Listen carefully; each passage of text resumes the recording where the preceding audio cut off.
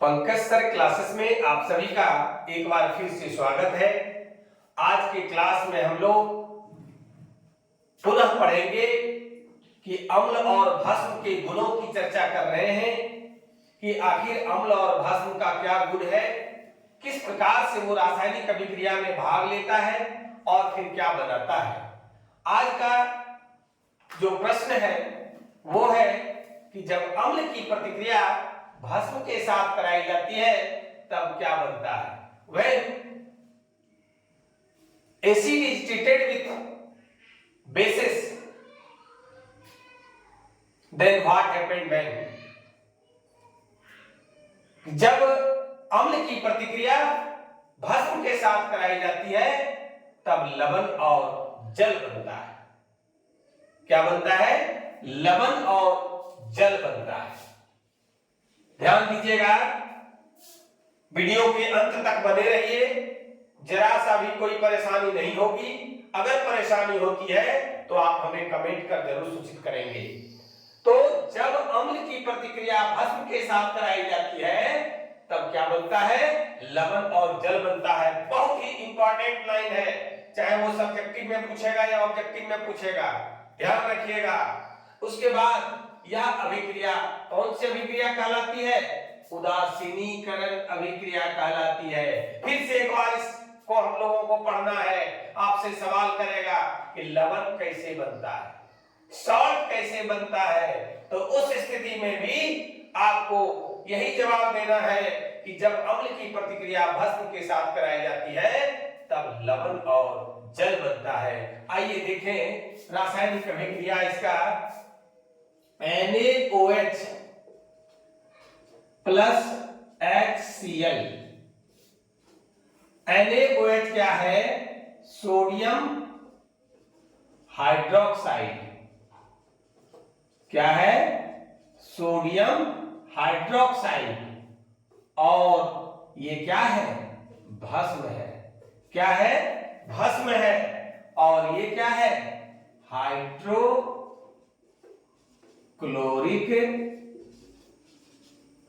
अम्ल है। क्या है? हाइड्रोक्लोरिक अम्ल। एक हमने भस्म लिया, दूसरा अम्ल लिया, दोनों के बीच रासायनिक अभिक्रिया करने के बाद क्या बनता है? NaCl बनता है और H2O। ध्यान से समझिएगा, Na इसके Cl के साथ मिलकर के NaCl बनाता है, H और OH मिलकर के H2O जल बनाता है। ये जल है और ये सोडियम क्लोराइड, ये लवण है। यही नमक है, साधारण नमक जो हम लोग व्यंजन में इस्तेमाल करते हैं, यही नमक है सोडियम क्लोराइड। नमक कैसे बनता है, सॉल्ट कैसे बनता है, तो आपकी जानकारी के लिए बेहद जरूरी चीज है कि जब सोडियम हाइड्रोक्साइड की प्रतिक्रिया हाइड्रोक्लोरिक अम्ल के साथ कराई जाती है तब सोडियम क्लोराइड और जल बनता है। यह रासायनिक अभिक्रिया उदासीनीकरण अभिक्रिया कहलाती है, न्यूट्रलाइजेशन रिएक्शन कहलाता है। हम लोग इस चीज को पहले चैप्टर में भी पढ़े थे, उदासीनीकरण अभिक्रिया किसे कहते हैं, उदासीनीकरण अभिक्रिया क्या है, वहां भी हम लोगों ने इसको पढ़ा और यहां भी पढ़ रहे हैं और फिर आगे पढ़ेंगे लवण कैसे बनता है। इसलिए यह जो प्रश्न है वो बार बार पूछा जाता है, काफी महत्वपूर्ण प्रश्न है, इसलिए इसको जरूर ध्यान दे करके बार बार देख करके समझें। निश्चित रूप से ये प्रश्न आएगा।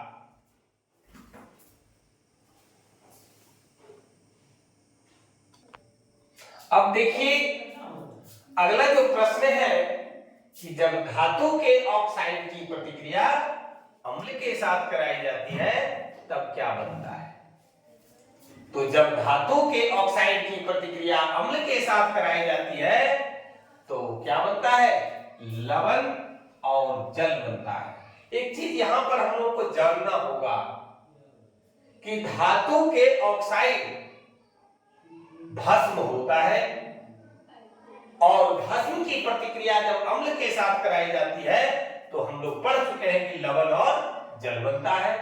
तो यहां पर धातु के जो ऑक्साइड हैं वो भस्म है, ये अम्ल है, और जब भस्म की प्रतिक्रिया अम्ल के साथ कराई जाती है तो कॉपर सल्फेट यानी लवण और जल बनता है। यहाँ क्यूप्रिक ऑक्साइड CuO की प्रतिक्रिया H2SO4 सल्फ्यूरिक अम्ल के साथ कराई जाती है तब बनता है CuSO4 कॉपर सल्फेट और H2O जल बनता है। अब याद रखिएगा कि धातु के ऑक्साइड क्या होता है, भस्म होता है, और उसकी प्रतिक्रिया कराने के लिए क्या कर रहा है, अम्ल के साथ। निश्चित रूप से क्या बनेगा, लवण और जल बनेगा।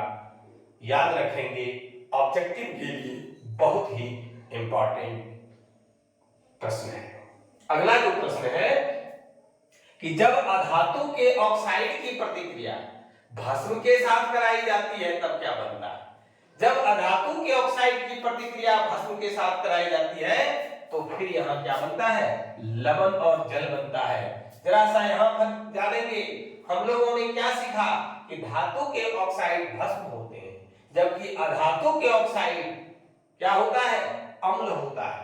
अधातु के ऑक्साइड में जैसे CO2 है, कार्बन डाइऑक्साइड, SO2 है, सल्फर डाइऑक्साइड, ये अधातु के ऑक्साइड।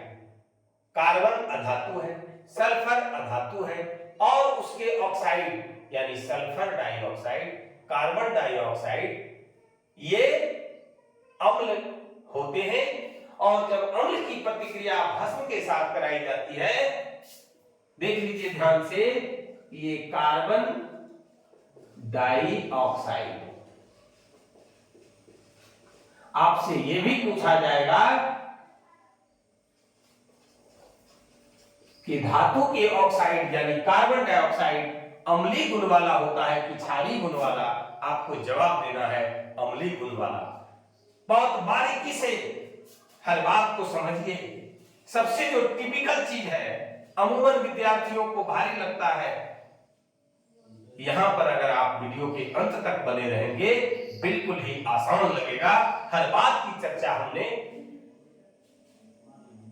कर दिया है, इसलिए कि यहां कार्बन डाइऑक्साइड अम्ल है, कैल्शियम हाइड्रोक्साइड यानी ये क्या है, कैल्शियम हाइड्रोक्साइड है, या इसको चूना जल कहते हैं। क्या कहते हैं, चूना जल।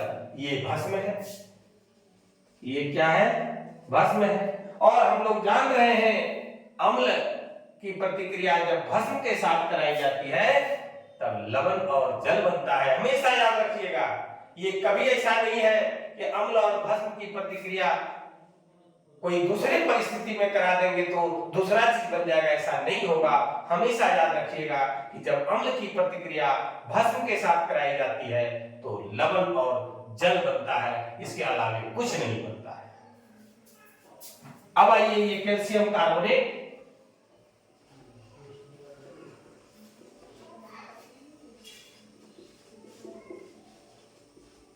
कैल्शियम कार्बोनेट ये लवण है और इधर जल है।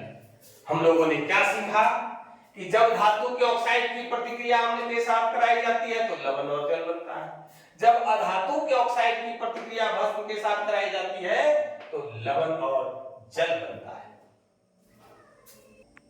अब बढ़ते हैं हम लोग अगले प्रश्न की ओर।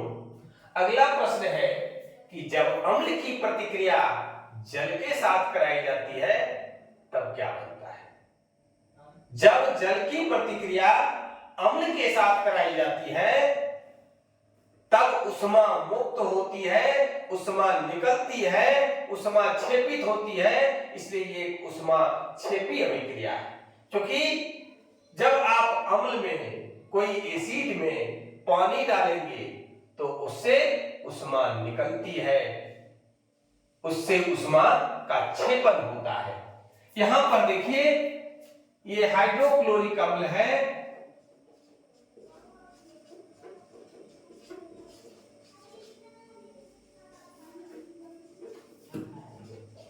और इसमें जल की बूंदें अगर डाल दिए तो हाइड्रोनियम आयन, क्लोराइड आयन और प्लस उष्मा यानी उष्मा निकलती है। ठीक उसी प्रकार से सल्फ्यूरिक अम्ल है, अगर इसमें जल डाल दिए तो क्या होता है, हाइड्रोनियम आयन, सल्फेट आयन और उष्मा मुक्त होता है। आप प्रयोगशाला में जाएंगे, परख नली में, टेस्ट ट्यूब में सांद्र, अंग्रेजी में इसको कहते हैं कॉन्क, H2SO4 ले लीजिए। अब सांद्र का मतलब होता है गाढ़ा। क्या होता है, गाढ़ा। गाढ़ा H2SO4 है, सांद्र H2SO4 है, कंसंट्रेटेड सल्फ्यूरिक एसिड है। उसको डाइल्यूट करने के लिए, पतला करने के लिए, तनु करने के लिए, तनु H2SO4 में बदलने के लिए इसको शॉर्ट डाइल्यूट करते हैं, शॉर्ट में डिप भी करते हैं। इसको पतला करने के लिए क्या किया जाता है, आप पानी की बूंद जैसे ही डालिएगा उससे उष्मा निकलती है, इतना गर्म हो जाता है कि परख नली टूट जाता है और आपके हाथ पर क्या होगा, एसिड गिर जाएगा और आपका हाथ जल जाएगा। इसलिए याद रखेंगे कि प्रयोगशाला में अगर आप जा रहे हैं, लेबोरेटरी में जा रहे हैं, प्रयोग करने के लिए जा रहे हैं, प्रैक्टिकल करने के लिए जा रहे हैं, तो गलती से भी, भूल से भी सल्फ्यूरिक एसिड में पानी नहीं डालेंगे। अगर डालेंगे तो परख नली जो टेस्ट ट्यूब है उसमें वो क्या होगा, इतना न हीट हो जाएगा, इतना न गर्म हो जाएगा, वो कांच का रहता है और वो टूट जाएगा और टूट करके आपके हाथ में एसिड गिर जाएगा, आपका हाथ जल जाएगा, आपकी त्वचा उतर जाएगा पूरा हाथ से। इसलिए भूल से भी सल्फ्यूरिक एसिड में पानी नहीं डालना है। यहां पर हम लोगों ने सीख लिया कि जब अम्ल की प्रतिक्रिया भस्म के साथ कराई जाती है तब उष्मा उत्सर्जित होता है, उष्मा निकलती है, उष्मा मुक्त होती है।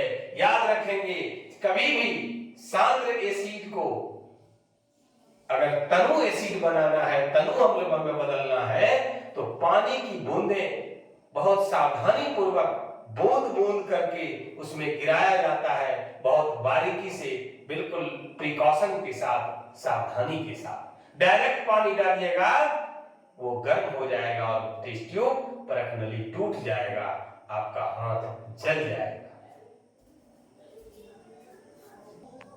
अब अगला प्रश्न है, अभी हम लोगों ने सीखा कि भस्म के साथ जब जल की प्रतिक्रिया कराई जाती है तब क्या होता है।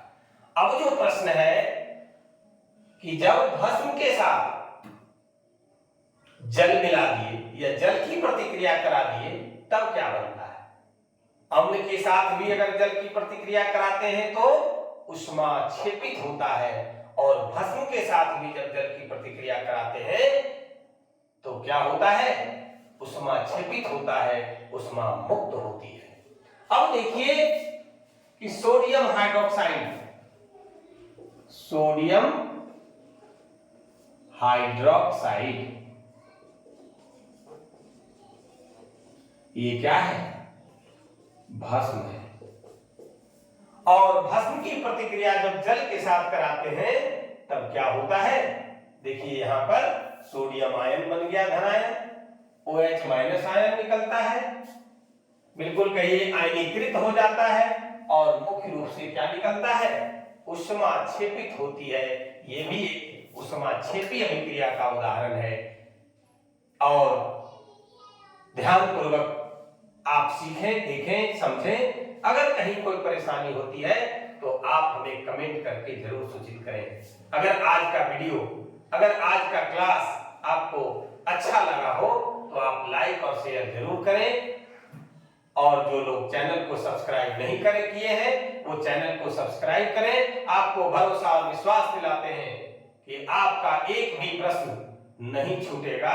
जो भी पढ़ाई की जा रही है, जो भी बताया जा रहा है, उसी में से आप आपका ऑब्जेक्टिव सब्जेक्टिव हर तरह का प्रश्न पूछेगा, एक भी प्रश्न बाहर से नहीं पूछेगा।